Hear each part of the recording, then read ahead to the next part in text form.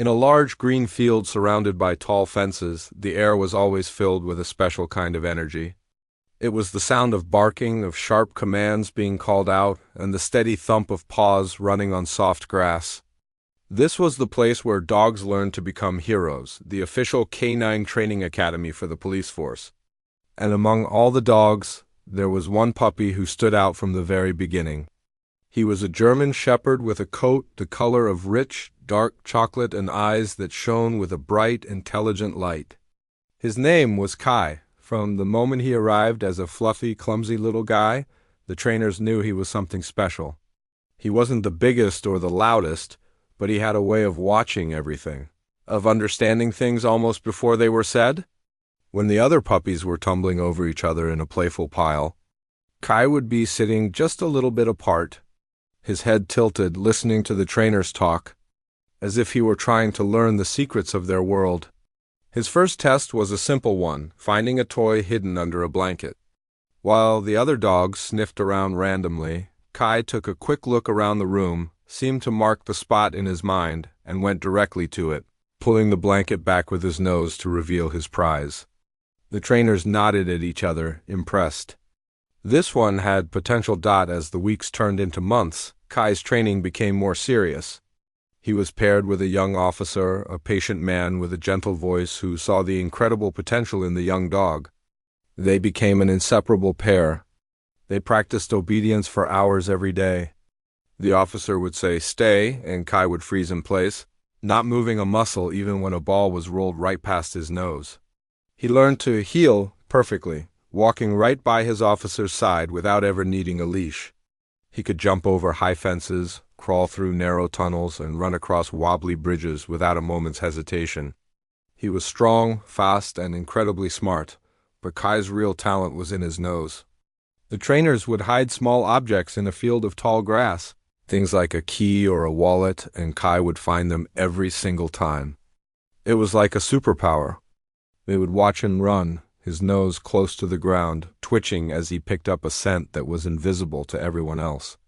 He would zigzag for a moment, then stop, his tail giving a single, confident wag, and look back at his handler as if to say, "Found it. It's right here."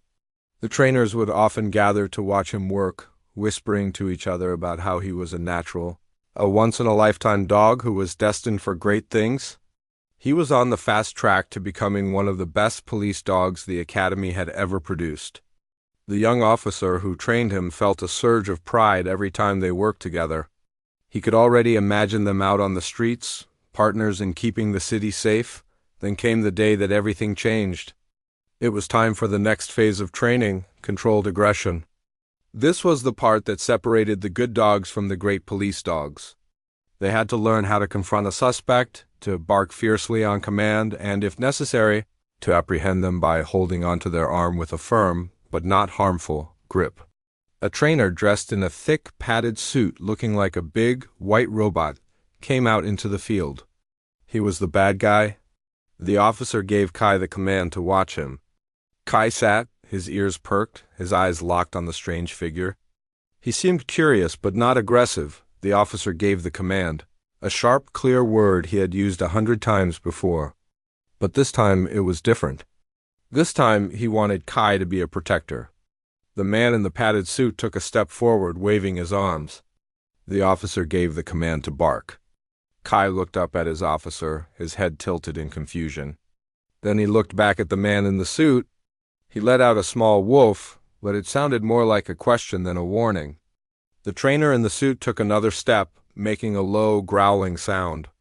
The officer repeated the command, his voice a little firmer this time, and that's when Kai did something unexpected. He didn't bark. He didn't bare his teeth. Instead, his tail started to wag. Not just a little wag, but a full-body, tail-thumping against the ground wag. He thought it was a game. He let out a happy bark and crouched down, his front paws on the ground, his rear end in the air, in a classic play-bow. He was inviting the bad guy to play. The trainers watched, their faces a mixture of surprise and concern. They tried again. They had the trainer run away to trigger a chase instinct. Kai chased him, all right, but when he caught up, he just jumped up and licked the man's padded hand. They tried for weeks. They used different trainers, different suits, different commands, but the result was always the same. Kai was just too nice. He saw the world as a friendly place and everyone in it as a potential friend. He couldn't understand why he was being asked to be mean. It just wasn't in him. The young officer was heartbroken.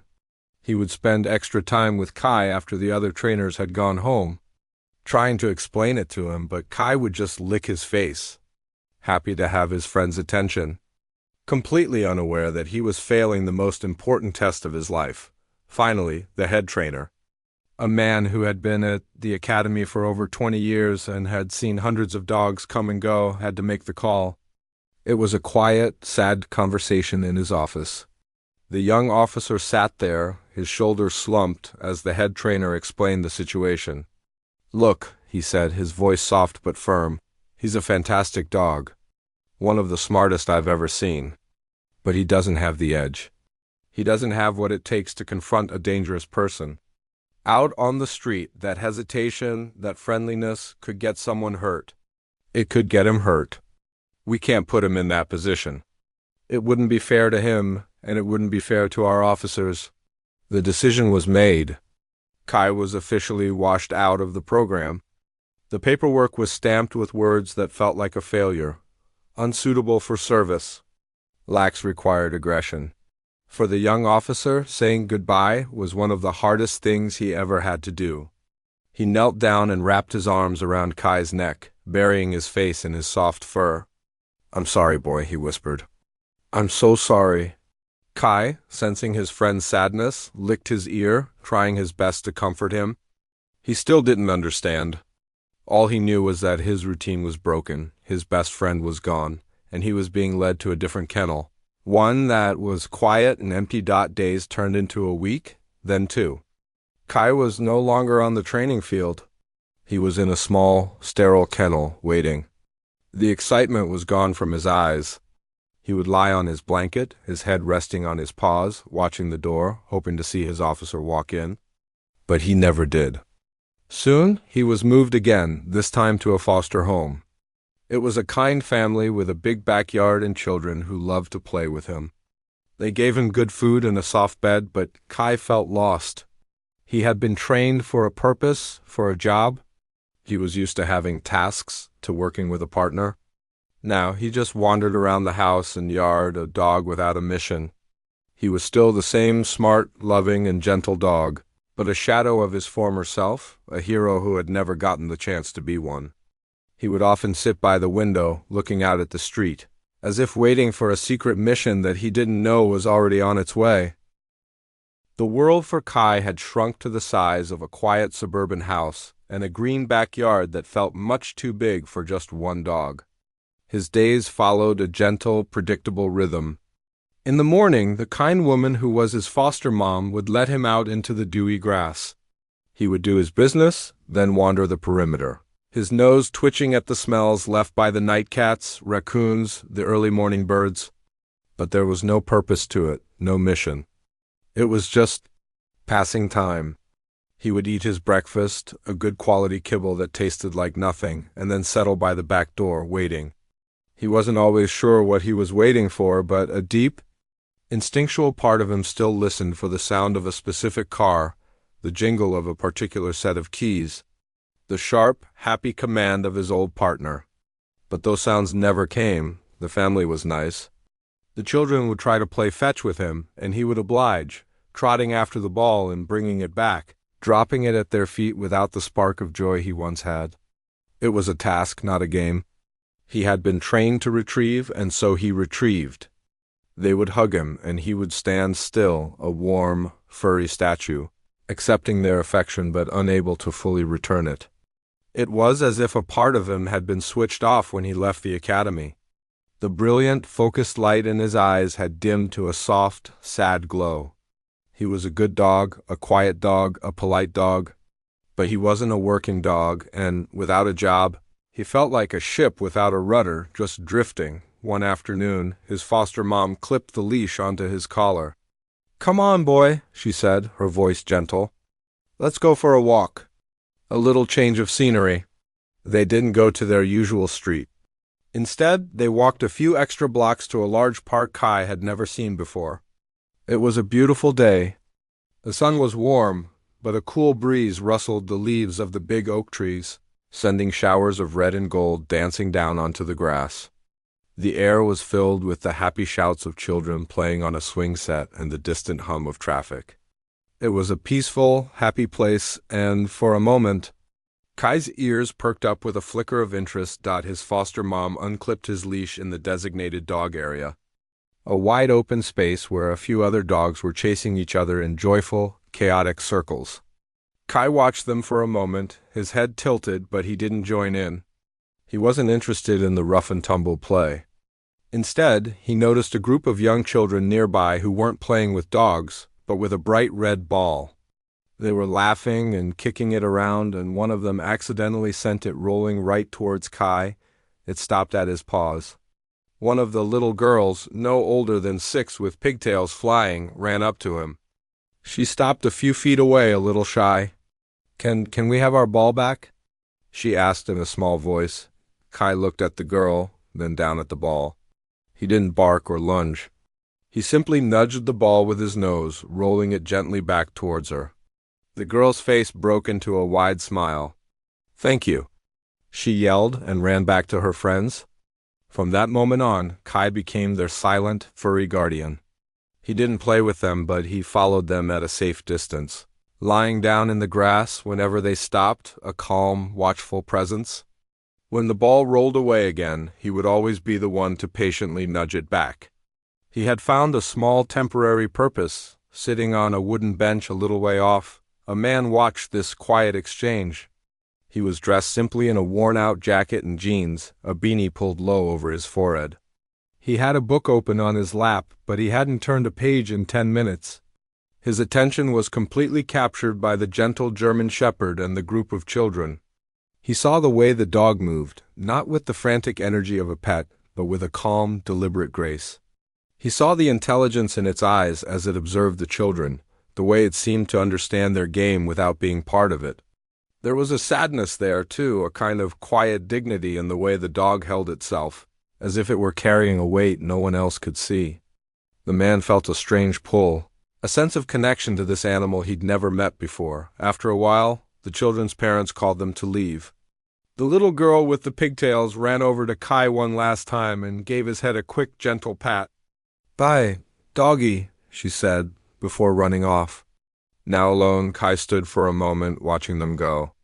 The small spark of purpose he'd found flickered and went out. He looked around the park, his gaze sweeping across the grass, the trees, the people. And then his eyes landed on the man on the bench. Something about the man's stillness drew him in. He wasn't looking at his phone or talking loudly. He was just sitting, watching the world go by, with a thoughtful, quiet energy that mirrored Kai's own. Kai took a few steps in his direction, then a few more. He walked slowly, without any urgency. When he reached the bench, he didn't jump up or bark. He simply stopped and very gently rested his heavy head on the man's knee, looking up at him with those deep, intelligent eyes. The man was surprised, but he didn't flinch. He slowly closed his book and set it aside.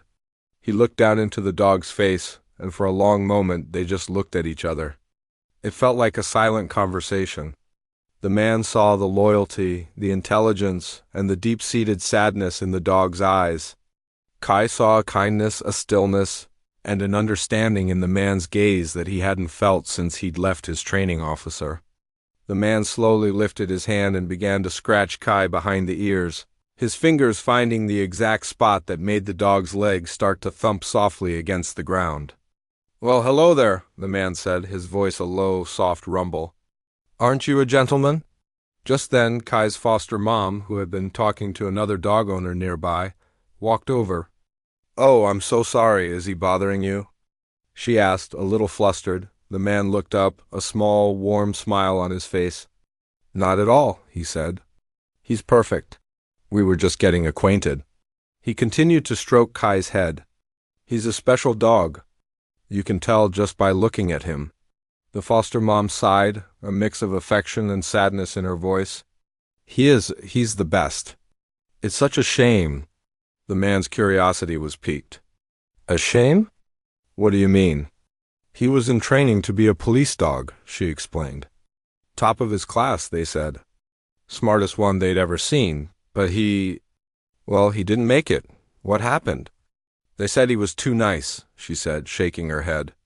Can you believe that? In the final tests, he was supposed to act tough, but he just wanted to play and lick the trainers. He couldn't find a mean bone in his body, so they let him go. He's been with us for a while, but it's like he's still waiting for a job that never came. The man listened intently, his hand never leaving Kai's fur. As he heard the story, everything clicked into place. The dog's calm demeanor, his watchfulness, the sadness in his eyes. It wasn't a failure. It was a different kind of strength. The world, especially the world of law enforcement, valued aggression and power. But this dog, this rejected hero, possessed something far more rare and valuable, an unwavering gentleness. The man thought about his own life, about the characters he played on screen, tough action heroes who solved problems with force. But he knew, in his heart, that real strength often came from a place of quiet compassion, from empathy, from being too nice. He looked down at Kai, who was now leaning against his leg, a quiet, trusting weight. In that moment, a thought began to form, a crazy, wonderful idea. This dog wasn't a failure. He was an opportunity. He wasn't meant to be a police dog, but his mission wasn't over. It was just about to begin. The man on the bench kept his hand on Kai's head, his fingers moving in a slow, rhythmic circle. The story the foster mom had just told him echoed in his mind. A police dog rejected for being too nice. It wasn't a story of failure. It was a story of mismatched purpose. He looked down at the dog, who had closed his eyes, leaning into the gentle touch with a quiet sigh of contentment. This animal had been trained to be a weapon, to be sharp and aggressive, but his true nature, his very soul, was made of something softer, something much more powerful. You know, the man said, his voice still low and thoughtful, speaking to the foster mom, but not taking his eyes off Kai. I think that's the most ridiculous reason for failure I've ever heard. He paused, choosing his words carefully. The world has enough sharp edges. It doesn't need another one. What it needs is more of this. He gave Kai's ear a gentle scratch. The foster mom looked at him, a curious expression on her face. She saw a man who was genuinely moved, not just a casual passerby. There was a depth in his eyes that made her feel like she could trust him. He's a wonderful soul, she agreed. He just needs the right job. A job where being gentle is the main requirement. The man nodded slowly. Exactly. A job where being gentle is the whole point. An idea was taking root in his mind, growing stronger with every passing second. It was a crazy idea, maybe, but it felt right. It felt like destiny. I don't mean to be forward, he began, his tone becoming more serious, but I have a very quiet home, and I have a lot of time. I've been looking for a companion, and, I feel like I was meant to meet him today. Would you consider letting me adopt him? The question hung in the air between them. The foster mom was taken aback. She had met many potential adopters before, people who wanted a cute puppy or a guard dog. But no one had ever spoken about Kai with such understanding. She looked from the man's kind face to the dog's peaceful, trusting expression. Kai, who had been so withdrawn and sad for weeks, was completely at ease with this stranger. It was as if the dog had chosen him. I don't know what to say, she stammered. We have a process. There are applications and a home visit. Of course, the man said immediately. Whatever it takes. I'll fill out every form. I'll wait as long as necessary. Just tell me what I need to do. He pulled a small, worn notebook and a pen from his jacket pocket. Could I at least get your contact information? And the name of the rescue organization you work with? I want to do this the right way. For the next half hour they sat on that bench, the man asking thoughtful questions about Kai's routine, his favorite foods, his little quirks. He learned that Kai loved to have his chest rubbed, that he was scared of the vacuum cleaner, and that he would always tilt his head when you said the word walk. He listened to it all as if it were the most important information in the world. By the time they parted ways, the foster mom had given him her number and a promise to put in a good word with the rescue agency. As the man walked away, Kai watched him go, his tail giving a single, hopeful thump against the ground. True to his word, the man was relentless. He called the agency the very next day. He filled out the lengthy application with care, writing in the "Why do you want this dog?" section not just "I want a pet," but a heartfelt explanation about how he believed Kai had a special purpose and that he wanted to help him find it. A few days later, a volunteer from the rescue came to his home for the scheduled visit. The house was modest but warm, filled with books and comfortable furniture. There was a large, soft dog bed already set up in the corner of the living room. The volunteer was impressed by his quiet sincerity and his obvious commitment. When she reported back, she said she had a very good feeling about it. A week later, everything was approved. The day the foster mom brought Kai to his new home was a quiet one. There were no grand celebrations, just a simple, gentle handover. She knelt down and gave Kai a final hug. "You be good for your new friend, okay?" she whispered, her voice thick with emotion. Kai licked her hand, then looked at the man standing in the doorway, his tail giving a slow, tentative wag. When the door closed and they were alone, the man didn't crowd the dog. He just went and sat on the floor, not far from the new dog bed. "Well, fella," he said softly, "this is it, home." Kai stood in the middle of the room, looking around, taking in the new smells and sounds. He walked over to the man and sniffed his hand, then his shoe. He circled the room once, twice, before finally walking over to the plush dog bed, giving it a good sniff and lying down with a soft sigh. He wasn't bouncing with excitement, but there was a new sense of peace in his posture. The long, uncertain waiting was over. He was home. That evening, the man sat on the floor, leaning against the couch, reading a book. Kai lay on his bed, but he wasn't sleeping. He was watching his new human. The man could feel the dog's eyes on him.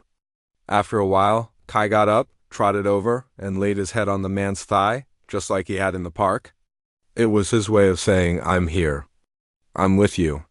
The man closed his book and spent the next hour just stroking the dog's fur. The two of them sitting in the comfortable silence of their new life together. Over the next few days, a quiet routine began to form. They would wake up and go for a long walk through the quiet streets near the house. The man would talk to Kai, not in baby talk, but as if he were a real person. He'd tell him about his day, his thoughts, his ideas, and Kai would listen, his head cocked, his eyes full of understanding. The man started to see the dog's niceness not as a single trait, but as a whole collection of incredible gifts. He was empathetic, able to sense when the man was tired or thoughtful. He was calm, unbothered by loud noises or sudden movements. He was incredibly patient. One evening, the man called a close friend, a woman who ran a small nonprofit that helped children in need. He told her the whole story about Kai. "I'm telling you," he said, his voice filled with excitement, "this dog has a gift. When he's in a room, you just feel calmer. All the tension just melts away. I think he could help people who are hurting or scared or lonely." His friend was silent for a moment.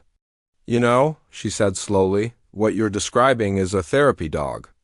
They're specially trained to provide comfort and affection to people in hospitals, nursing homes, schools, and disaster areas.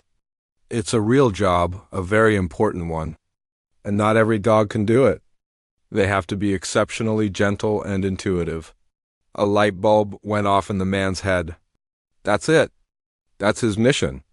He wasn't meant to be a police dog. He was meant to be a therapy dog. He leaned forward, his mind racing. "But I want to do it differently. I don't want any press, no attention. It should be a secret mission just between him and me. We'll just show up quietly. We'll visit people who need a friend, and Kai can be that friend. No cameras, no interviews. Just pure, simple kindness." His friend loved the idea. "I can help," she said. "I know some people. We can get him officially certified, which will open a lot of doors. And I know a few places that would welcome a visitor like him, no questions asked." The man felt a surge of energy and purpose. He looked over at Kai, who was sleeping peacefully on his bed, his paws twitching as he dreamed. He walked over and knelt beside him. "Hey, buddy," he whispered. "I think I found your new job. It's a secret mission. Are you ready?" In his sleep, Kai let out a soft woof and thumped his tail against the floor. It was an answer. The mission was about to begin. The idea, once planted, grew into a plan with incredible speed. The man's friend was as good as her word. She connected him with a certified organization that trained therapy animals, explaining the unique situation. They were hesitant at first to fast-track a dog with such a brief history in his new home, but after meeting Kai and seeing his unshakable calm, they agreed to a special assessment. The training wasn't like the police academy at all. There were no obstacle courses or attack drills. Instead, it was a masterclass in patience and presence. Kai and the man attended classes with other dogs and their handlers. While other dogs had to be taught not to jump on people or get overexcited, Kai already knew all of that. His training was more about refining his natural gifts. He learned to walk slowly beside a wheelchair, to rest his head on a hospital bed without disturbing the patient, and to remain perfectly still while a clumsy hand patted him a little too hard. For Kai, it wasn't work. It was simply being himself in a new environment. He passed every test with flying colors, not because he had learned a new skill, but because his instructors finally had a name for what he already was, a natural-born healer. He received a little blue vest to wear on his missions, a symbol of his new official purpose. The first call came on a crisp Tuesday morning. It was the man's friend from the nonprofit. "I have a place for you," she said, her voice quiet and serious. "It's a children's hospital. There's a little girl there. She's been through something terrible. She hasn't spoken a single word since she arrived 2 weeks ago. The nurses are worried. The family is desperate. They said they're willing to try anything." The man felt a knot of nervousness tighten in his stomach. This was it. The first real test of their secret mission. He looked over at Kai, who was lying calmly on his bed chewing on a toy. "Okay," the man said, his voice steady. "We'll be there." Driving to the hospital, the man talked to Kai as he always did. "This is important, buddy," he said, glancing at the dog in the passenger seat. "There's a little girl who needs a friend. She's sad and she's scared. You don't have to do anything special. Just be you. Just be gentle." Kai thumped his tail against the seat as if he understood. The hospital was a world of sterile white walls and the soft, constant beeping of machines. The air smelled of antiseptic and something else, something sad and clean. A head nurse met them at the entrance, her expression a mixture of hope and skepticism. She led them down a long, quiet hallway to a private room. "She hasn't responded to anyone," the nurse whispered. "Not to the doctors, not to her parents. She just lies there." The man pushed the door open gently. Inside, the room was dimly lit. In the bed, a small figure lay under a stark white blanket. She was so still, she looked almost like a doll. Her eyes were open, but they were fixed on the ceiling, empty and distant. The man gave Kai a soft command, and the dog walked into the room, his paws making no sound on the polished floor. He didn't go straight to the bed. Instead, he paused in the middle of the room, his head tilted, assessing the situation. He could feel the sadness in the room like a heavy blanket. He looked at the little girl, then at the man, who gave him a small, encouraging nod. Slowly, carefully, Kai walked to the side of the bed. He didn't jump up or bark. He simply sat down, a respectful distance away, and looked at the girl. For a long time, nothing happened. The nurse and the man stood by the door, holding their breath. The only sounds were the beeping of the heart monitor and the soft hum of the air conditioner. Kai just sat there, a calm, steady presence.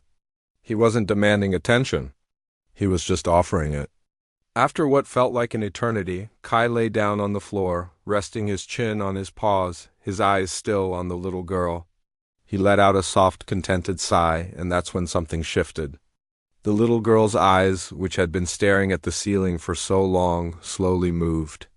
They drifted down from the ceiling to the wall and then to the floor until they landed on the furry, chocolate-colored creature lying quietly beside her bed. She didn't smile. She didn't move. But for the first time in 2 weeks, she was seeing something in the room with her. Kai felt her gaze and met it, his own eyes soft and full of a gentle, non-threatening warmth. He didn't move a muscle, afraid of breaking the spell. Another minute passed in silence. Then, ever so slowly, the little girl's hand, which had been lying limp on the blanket, began to move. It inched its way across the white fabric, a tiny, hesitant explorer in a vast, lonely landscape. Her fingers trembled as they reached the edge of the bed and dangled over the side. Just inches from Kai's head, the man and the nurse watched, hardly daring to breathe. Kai remained perfectly still. The girl's fingers lowered a little more, and then the very tip of her index finger brushed against the soft fur on Kai's ear. It was the lightest of touches, a feather's whisper. Kai didn't flinch. He just leaned into it ever so slightly. The girl seemed to take courage from this. She moved her whole hand, placing it flat on Kai's head, feeling the warmth and the softness. A small sound escaped her lips, a tiny gasp of wonder. Then, in a voice that was rusty from disuse, barely a whisper, she spoke one word. Soft, the nurse put a hand to her mouth, tears welling in her eyes. The man felt a wave of emotion so powerful it almost brought him to his knees. His crazy idea, his secret mission, was real. It was working. He gave Kai a quiet signal, and the dog stood up, gently nudged the girl's hand with his nose one last time, and walked back to the door. As they left, the nurse mouthed a silent, "Thank you." The man just nodded, his heart full. They had done their job. Their second mission was a world away from the sterile quiet of the hospital. It was a sunny afternoon at a home for elderly veterans, a place with a sprawling lawn and a porch full of rocking chairs. Many of the men sat alone, lost in their memories. The man and Kai walked through the common room, and Kai's presence caused an immediate shift in the atmosphere. Men who had been staring into space looked up, their faces softening. One by one, they called him over.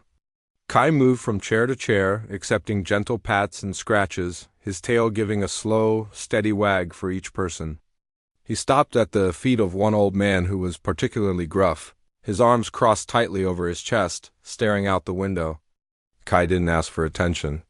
He simply lay down on the floor at the man's feet and rested his chin on his paws. For 10 minutes, neither of them moved. Then the old man looked down. He didn't say anything to the dog's handler, but he began to speak to Kai, his voice low and gravelly. "Had a dog like you once," he started. "Back in the war. Best friend I ever had." He talked for a long time, telling Kai stories he hadn't shared with anyone in years.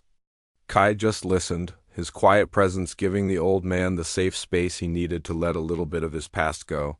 Driving home that evening, the man felt a profound sense of peace. He looked over at Kai, who was sleeping in the passenger seat, his paws twitching as he dreamed. This was their life now, a quiet, secret life of service. It wasn't about fame or recognition. It was about showing up in places where darkness lived and offering a little bit of light. It was about a dog who was rejected for being too nice, finally finding a world where his niceness was not just accepted but needed more than anything. He reached over and gave Kai's sleeping head a gentle scratch. "You're a good boy, partner," he whispered. The best. The mission had just begun, and already it was more successful than he could have ever imagined. The seasons began to turn, and the quiet life of the man and his dog settled into a comfortable, meaningful rhythm. Their secret missions became the centerpiece of their weeks. It was never a schedule they wrote down, but a feeling. A call from his friend at the nonprofit saying, "There's a place that could use a little quiet today." One week, it might be a library program for children who had trouble reading out loud. Kai would lie patiently on the floor, his head on his paws, while a small, nervous child would read a story to him, stroking his fur and finding confidence in the dog's silent, non-judgmental presence. The next week, they might find themselves in a sterile room at a cancer treatment center, where Kai would visit with patients undergoing chemotherapy. He seemed to have an instinct for who needed him most, but pausing the more cheerful patients to rest his head on the lap of someone staring out the window. A gentle reminder that they were not alone, the man learned to read Kai's signals.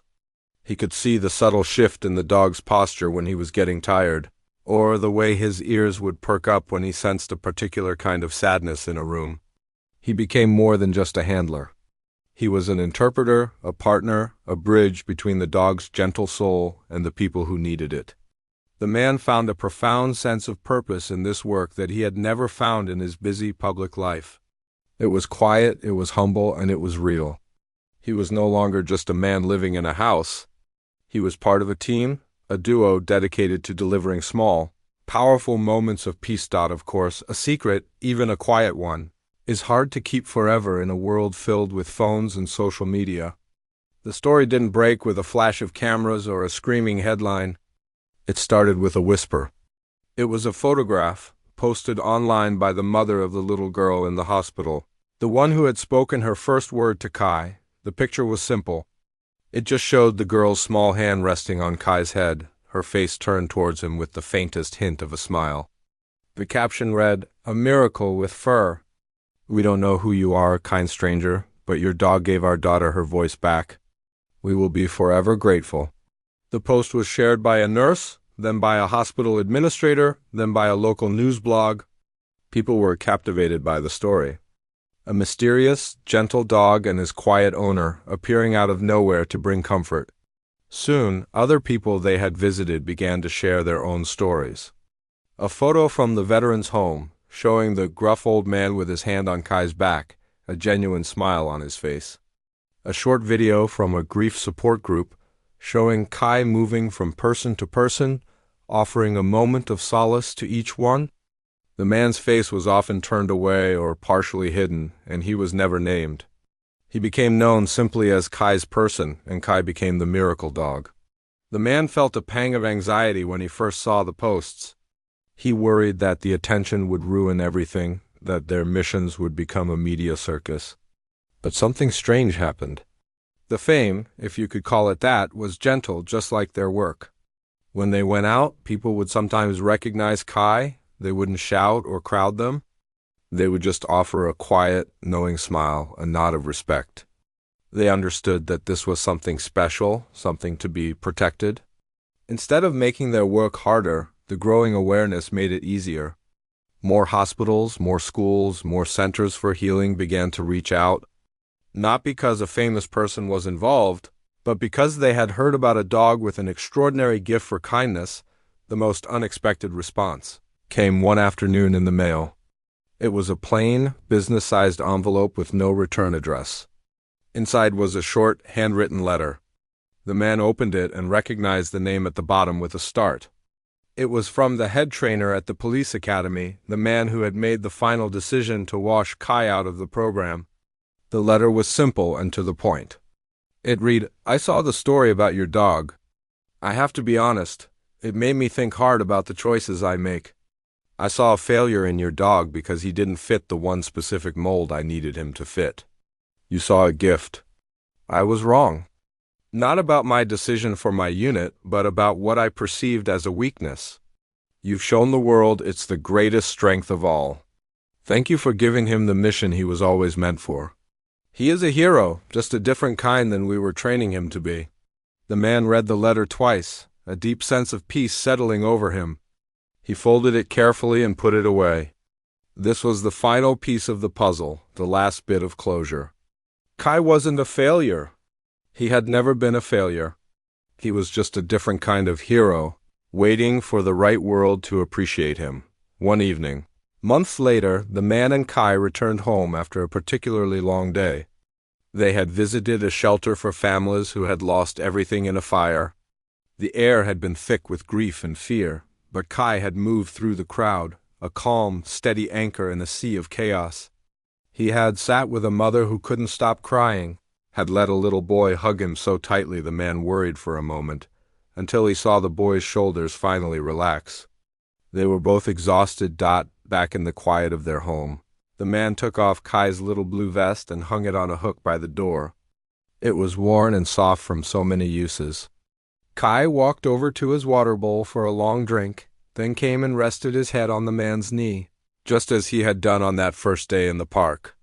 The man sat down on the floor, leaning against the couch, and began to scratch that special spot behind Kai's ears. The dog leaned into him, his body a warm, heavy weight of pure trust. The man looked around his quiet home, at the books on the shelves, at the worn-out dog bed in the corner, and at the incredible creature sitting beside him. He thought about the label that had almost defined Kai's life. Rejected. And he thought about the new, unspoken label he had earned. Healer. The man smiled, a real, deep, happy smile. Kai had been given a secret mission, but in the end, the dog had given him an even greater one. He had given him a life filled with quiet purpose and a profound understanding that the greatest strength in the world isn't the ability to fight, but the courage to be kind. And in that simple, quiet moment, a rejected police dog and a quiet man found their perfect, heroic ending, which was, in reality, just the beginning.